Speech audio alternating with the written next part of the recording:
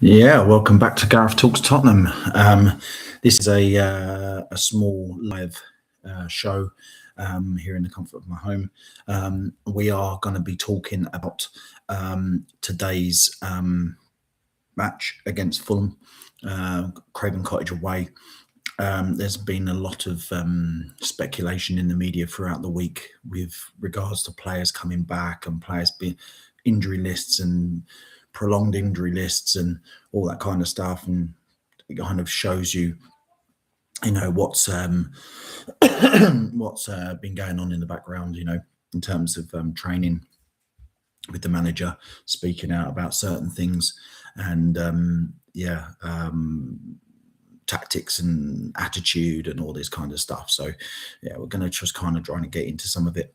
One of the things I want to start with is talking about the injury list. So the injury list is how it is. We know there's quite a lot of players out to the long term. People have got ACLs and that kind of thing, and there is situations like, for example,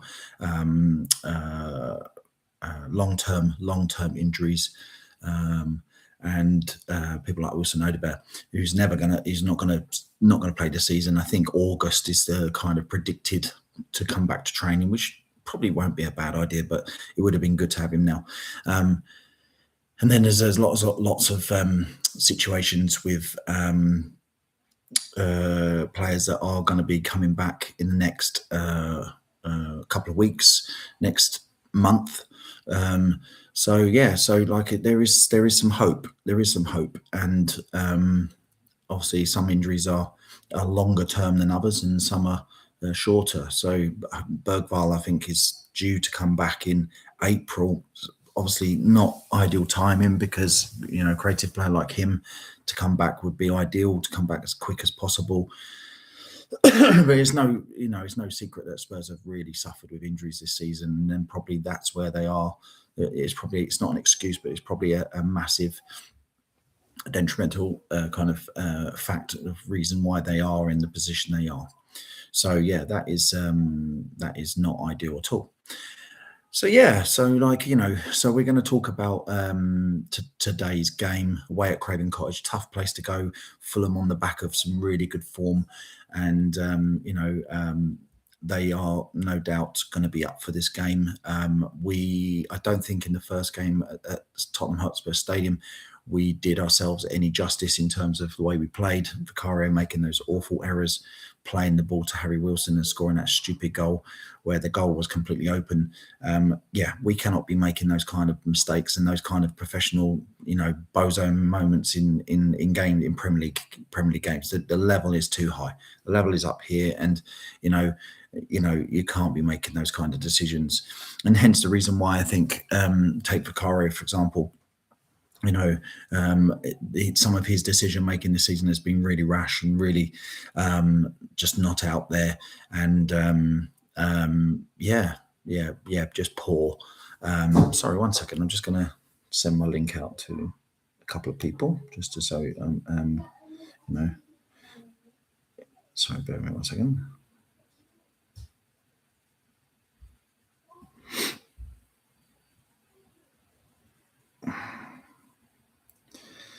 So yeah, sorry, I'm not the first YouTuber to do this, and probably not going to be the last. There's a lot of there's going to be a lot of out there.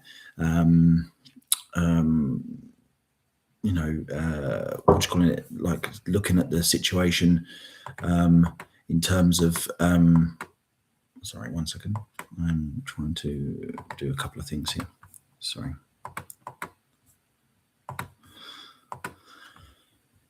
Okay.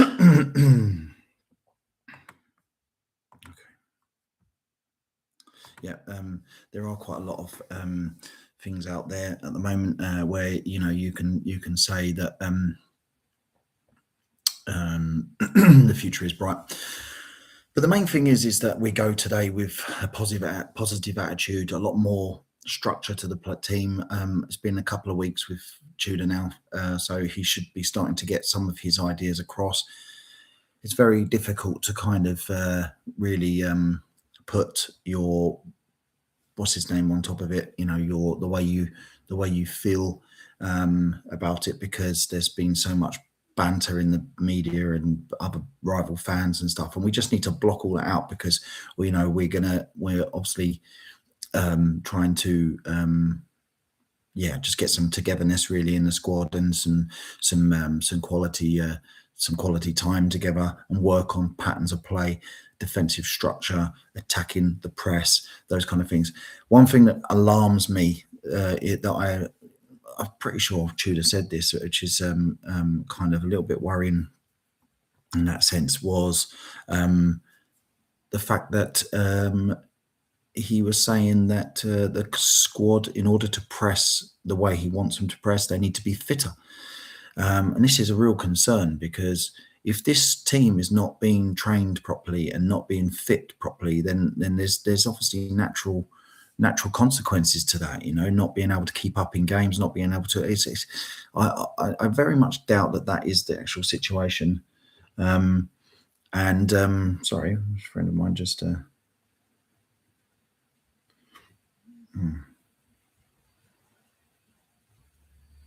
Sorry, everyone.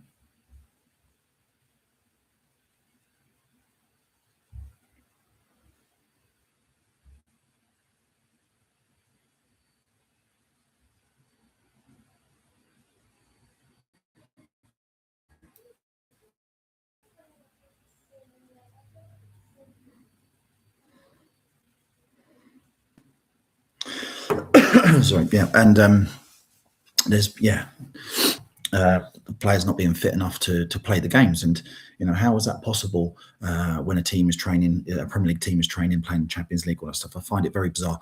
But at the same time, whether or not they've been drilled to play in a pressing system, like Frank was always alluding to, I don't believe it's true. I think that team is built to be defensive, sit deep, and hit teams on the counter attack, and be very pragmatic, very dogged, and you know, it's very difficult to point the fingers, but at the same time, you know, like, you know, if you're told to play in a certain system, you do your job, right? So that's what a lot of players have done. So yeah, I mean, it's very interesting to see what actually happens, and going forward, and you know, honestly, I think come the summer, we need to have a massive shake-up in terms of certain players. You know, I've said it in the past, I've said it during the week. I don't want any player that wants to play for us wants to play for Real Madrid to stay with us just because he has to, because there's nowhere else to go. That's not what we need. We need players that are committed, the players that are going to want to fight for the badge, and you know, and we really need to look at that fast. One player stands out for me in the summer that I think Spurs should ultimately really go for. And that is Jordan Henderson, either Jordan Henderson or Jordan Pickford. Sorry, Dean Henderson or Jordan Pickford. Pickford being the more likely. The guy's reflexes are fantastic. Great at shot stopping. He commands his box. He's good, really good goalkeeper. And there's a reason why he's kept his place as number one for England. So it's been a long time since Spurs shouted, you know, England's number one, you know, from the terraces. So that would be a good thing. But I do like Dean Henderson. I do think he's a good, solid keeper. But what we do need is not a goalkeeper that is going to fumble every cross that comes in or punch the ball back into the danger zone. And those things have been very much evident in terms of when Vicario has been in goal. So yeah, it's going to be a very interesting summer. But the first port of call is to stay in the Premier League. That's the most important thing. So to get a result today will be a massive boost. Really, really will. And it will players start to believe that we've got it in us to finish this. I think during the week or start of the week, I said on TikTok, like, I would ultimately start Dom Solanke and Moani and Richarlison, and really go for the thing. Give them really something to think about up front. Like 3 big strikers up front. I mean, okay, we can't really put Richarlison in that point, but Richarlison has a specific skill set that allows him to be, a lot of shithousery, kind of make himself a nuisance around the area, and that's what he needs to be doing. Spurs really need that. They need to grind this. They need to dig in deep. They need to show up today and show some bollocks and show some what do you call it? Just be present. Don't be scared of the game and let Fulham dictate us the game. We need to be in their face. We need to work hard, and we need to go for it. So there's a lot of pluses and a lot of minuses, but ultimately the main thing is that we go out and get a result. It's a 2:00 kickoff today, so we're not far away. At some point, the team will be released. But I fully expect Gallagher and Paulinho to be back in midfield with a back three of Dragusin, Danso, and Van de Ven. I might be wrong. He might feel that Danso is not quite ready, but we need Paulinho in that midfield, playing as a 6, protecting. We need him in his right position. We certainly need Porro back in the team. He offers us quite a lot offensively going forward, and we certainly need someone like Udogie or Spence to be able to get forward as well. So there's a lot of things. It's not a bad eye with Pat Matasar as well. The energy levels of him. So but we really need to dig in today. This is a 6-pointer. If Spurs lose today, you've got to start looking and thinking, fucking hell, I mean, kind of thing. Like if they can't rise to the occasion and fight and battle, we need fighters, and not players that are just kind of walking around and just living in a daydream. We've had a lot of that this season, and that's why I think come time it's going to be so important to the manager that comes in, that turns around and says, right, you ain't got the attitude, you haven't got the personality for it, you ain't got the minerals. You know what I mean? Because there's a lot of players in this squad that don't have the minerals to be in a Premier League team. They haven't shown it in 2 consecutive seasons, and I'm going to put probably Mickey Van de Ven in that back bracket as well, because despite everybody as a Spurs fan raving about, Mickey Van de Ven, I am a fan of the player, but he has ultimately been a part of a team that has conceded silly amounts of goals for 3 seasons. Silly amounts of goals. We're talking 160 goals.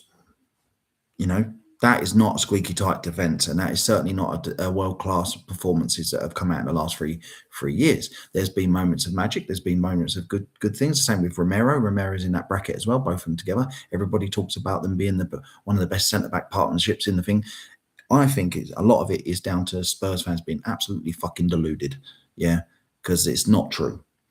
World-class players show up week in, week out, every week, give their best, not ignore instructions on the side of the pitch, not ignore the fans, not walk down the tunnel without an explanation, not get caught out of position. They know their jobs. Ledley King never disrespected the club.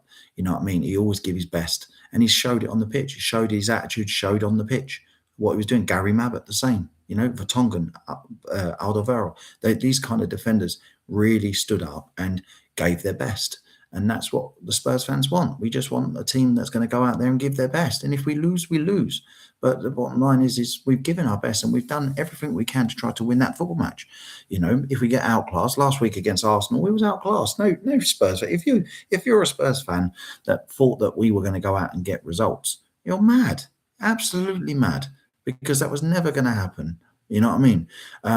But I did see signs of fight and attitude. So hopefully this week we've had quite a bit of time to kind of work upon patterns of play, be stronger, and going from there. So, but anyways, I'm going to let it go because I'll probably go live again later on. But ultimately, have a great day and come on, you Spurs, and let's hopefully we can hit the notification bell, by the way. Drop a comment, subscribe to my channel, so I can see you, and there we can always stay in touch. Take care. Bye bye.